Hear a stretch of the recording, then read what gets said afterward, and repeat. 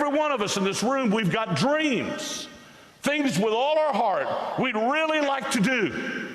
But I promise you, the only way to get there is to make today count. Start and be faithful in the small things. Well, Pete, first of all, let me just say how excited I am to get to finally connect with you. We have mutual friends on several fronts. And most of all, I really admire, your university, what it stood for, and the fact that without apology, it's made some pretty strong stands.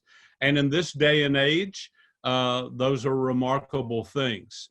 But the Dean of Pepperdine School of Public Engagement, that's pretty exciting.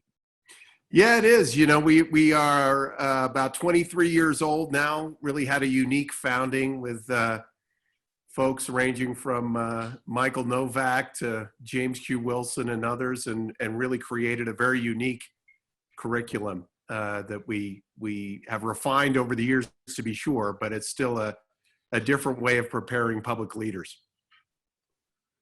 Well, Peter, I was going through some old notes and I ran across one of what I felt was a moment when I tried to record what I felt were some essentials that I would need to make sure that I had as part of my DNA. And I thought of you as I found this list. So I wanted to run it by you and let that be an introduction to this remarkable conference you have coming up in just a few days. But here's what I wrote: courage, calling, influence, possibility, and purpose. And the way we designed it is I kind of designed it like the Capitol, the top of the Capitol. Yeah, very good. But as I thought about that, and then I began to realize what all you were covering, because calling, not only is it an interesting term, it's not just a tool in the toolbox for you. I think it's pretty essential if I'm understanding who you are and what your vision is and what your passion is. So I want to talk to you in this COVID-19 world. We've all been paralyzed. We've talked about it. We've dissected it. We've tried to look under the hood. We've tried to pretend we understand what it is. And I'm even excited about bending the curve. And I didn't even know we were allowed to do that, here in the Bible Belt. But COVID-19 and the calling of public service. So if you would, you have an academic hat, but yet you also have a patriot's hat that you wear. Let's talk about that. Flesh that out for us. Yeah, Jay, the origins of this webinar that we're hosting on Friday really go back to the beginning of this crisis, when it was becoming evident that our world was changing. And in many ways, it triggered a lot of memories I had going back to the weeks and months after 9/11. I was in New York City on 9/11, and really my own life changed as a result of that time. Suffice it to say, I was working in the private sector at the time in Manhattan, working in the advertising and web development business. And when 9/11 happened, I was laid off from my job within a couple weeks of what had been up to that time a successful career and business. And those days and weeks and months really caused me to question what I was doing with my own professional career. I was in my mid-30s at the time, and I thought that I was just going to keep doing what I was doing. But 9/11 changed all that. And what I've seen just from some of our own students at the graduate school, but also the surge in inquiries we're getting into our graduate program for those in their early and mid-20s, it just reminded me that in times of crisis, it can really cause us all to think differently about what we're doing professionally and what we're committing our lives to. And so at least what it meant for me was to explore this whole concept of calling a vocation, which even as a Christian, I didn't really know that much about until I was given some resources to look through, again, going back in those months after 9/11. I read a very important book in my own life by Os Guinness called The Call. And that introduced me to a whole field of books, writing, and thinking about vocation and how particularly people of faith should think about their careers, not only from the financial standpoint and what it might do for them from a financial perspective, but also what is God calling them to?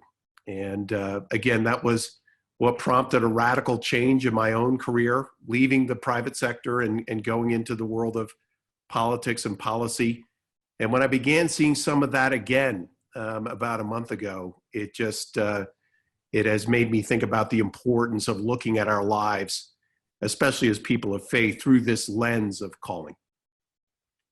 Wow. Well, first of all, to quote Os Guinness, that's pretty solid ground right there. Imagine what a book that would not only stir your imagination, but ignite your imagination. The first time I really began to even think about calling, even though I was a young preacher, was an encounter with a gentleman named Chuck Colson. And Chuck Colson was always very gracious and encouraging to me. And he came up after we were both on a conference together. And I believe it was under the auspices of Dr. Bill Bright and of Campus Crusade at the time. Sure. A Californian back in the day. And then he moved out here to be my neighbor in Orlando. But Chuck made a statement, Mr. Colson made a statement to me. He said, Jay, he said, it's obvious that you have a call on your life.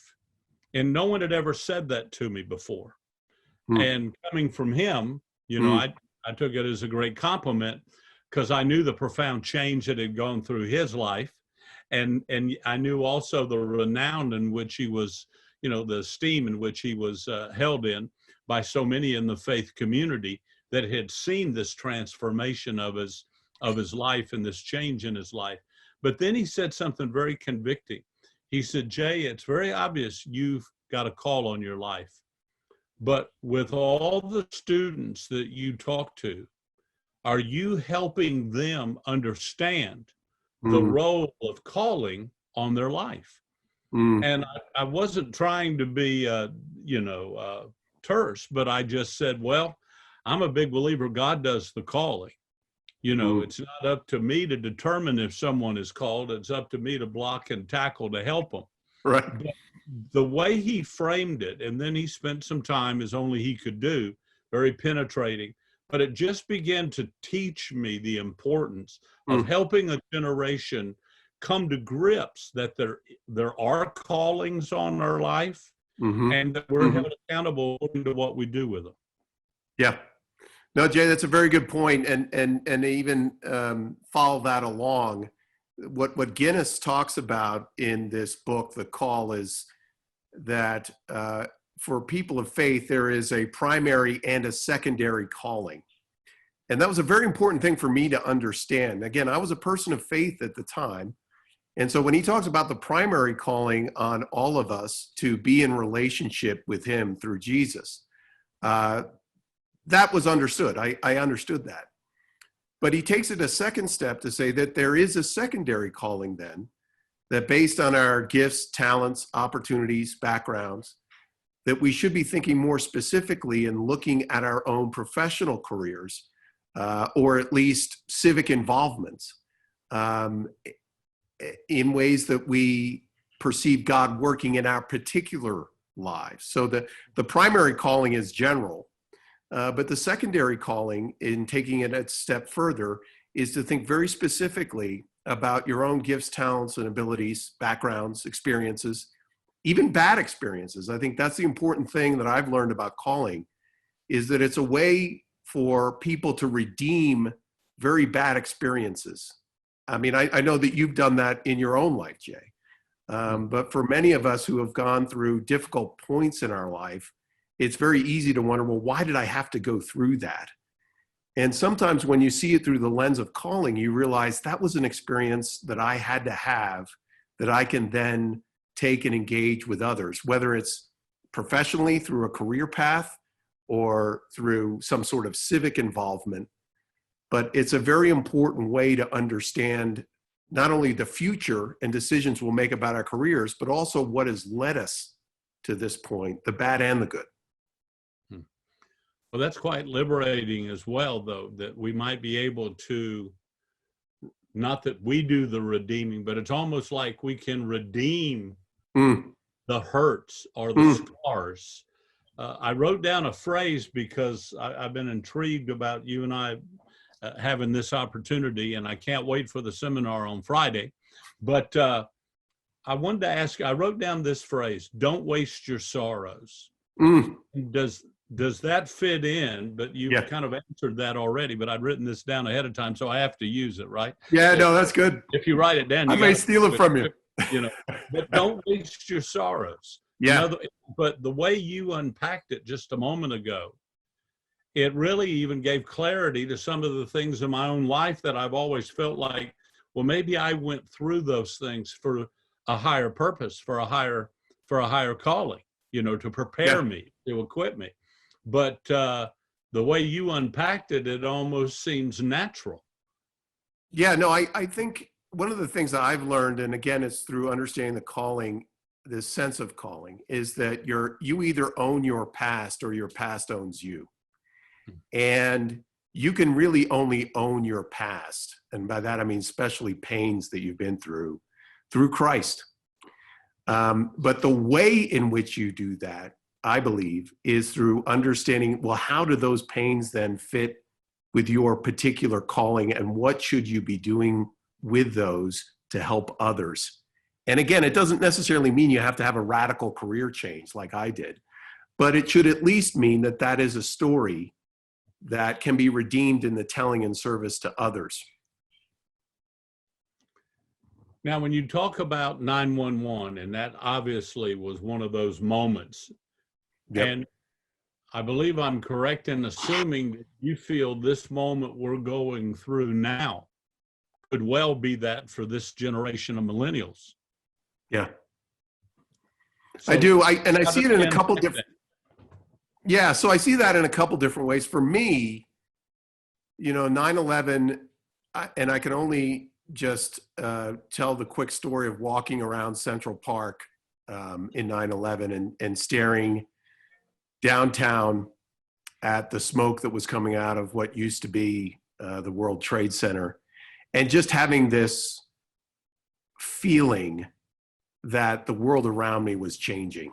I didn't know how it was changing. I didn't know the specifics of what it was going to change for me or for the world. I just knew that a cataclysmic event was happening. And for reasons, again, I can't fully put words to, I knew that I couldn't spend what God willing would be 30 years of a career left in my career. I couldn't spend it doing what I was doing before. And again, I didn't know what that meant specifically. I just knew that I was at a place where I couldn't just keep doing what I was doing. Now, when I got laid off 2 weeks later, I knew for sure I was going to have to think differently about my career. So, Some truths self-evident. That's right. Now, for this generation, I think it's fair to say that even in ways much more profound than even 9/11, that those in their 20s and 30s are looking at a world around them that is changing radically.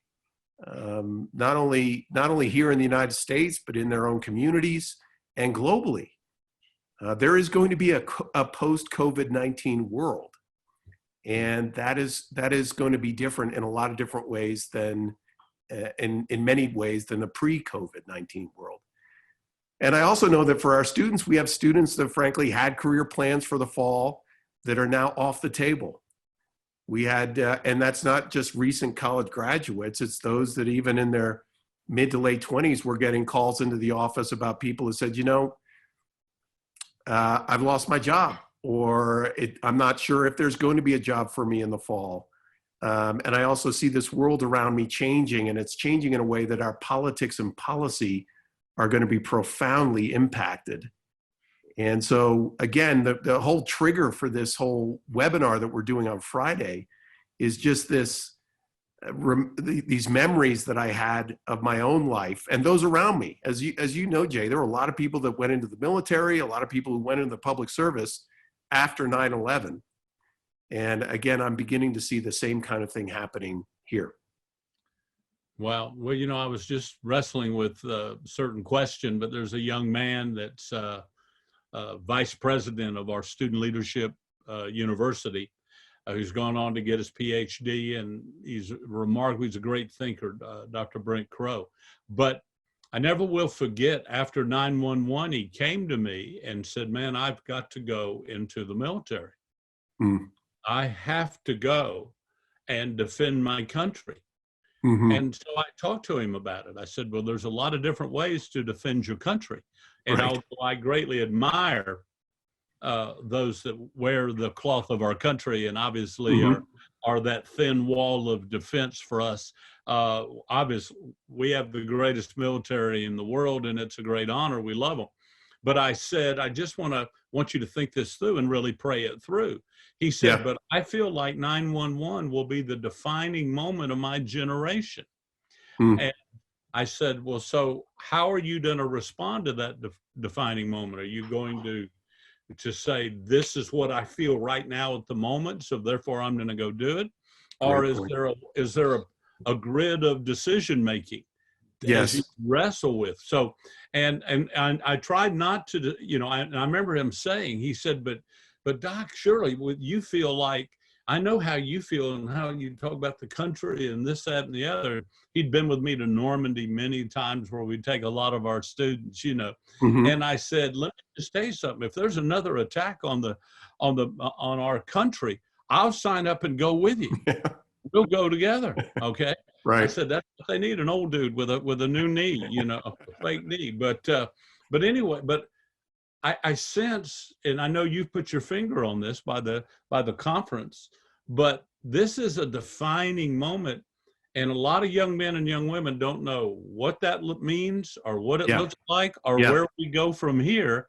But I think they're sensing that same thing. No, you're absolutely right, Jay, and you raised such a great point about, you use the term the grid, and in some ways that's what I'm hoping to highlight in this webinar. There will be people that are going to feel called or believe that they say, oh, I've got to go to medical school now, or I've got to be a nurse, or I've got to do this, something in response to this. And what calling does is it actually helps you go through a very deliberate set of questions to say, yes, you may be considering a significant career change, but let's be very intentional about that. And in prayer about that, and in community about that, to make a decision that's not hasty, and it might be triggered by a particular event, but you can do it very deliberately. And there are a set of diagnostic questions and ways in which you can understand your own life, that if you decide to make a decision that is altered by COVID-19, it's done thoughtfully. Well, I think I have a sense of what we're going to be talking about on Friday. Yeah, again, I am going to talk about what calling doesn't look like, right? I think it's important to say what it does look like, but it's also important to say what it doesn't look like. And again, people can make life-changing decisions in a moment of crisis that might not be the best ones.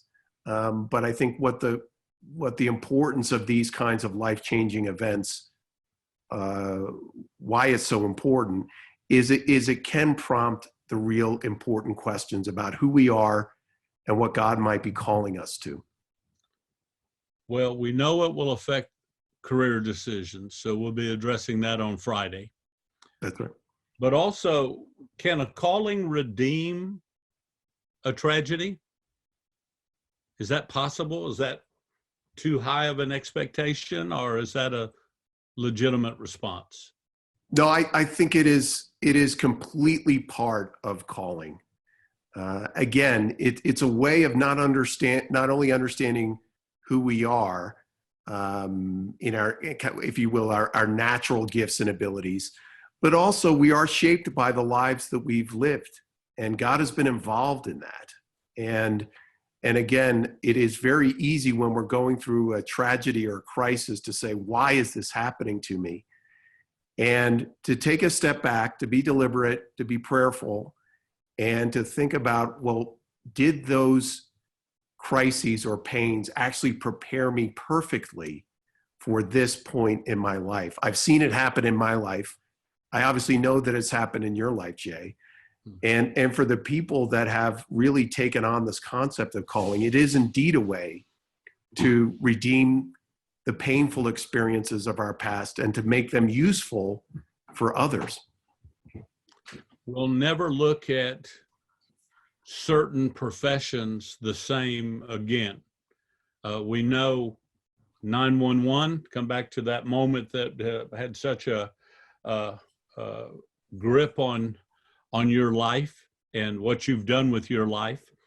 But we know that it's to me, it's fascinating when I begin to sense the different ways that the Lord allows us to go through certain things and then how we respond to that. There's a phrase I wrote down I wanted to ask you about. The Apostle Paul said at one of the moments where his whole life was kind of hanging in the balance, I've not been disobedient to the heavenly vision.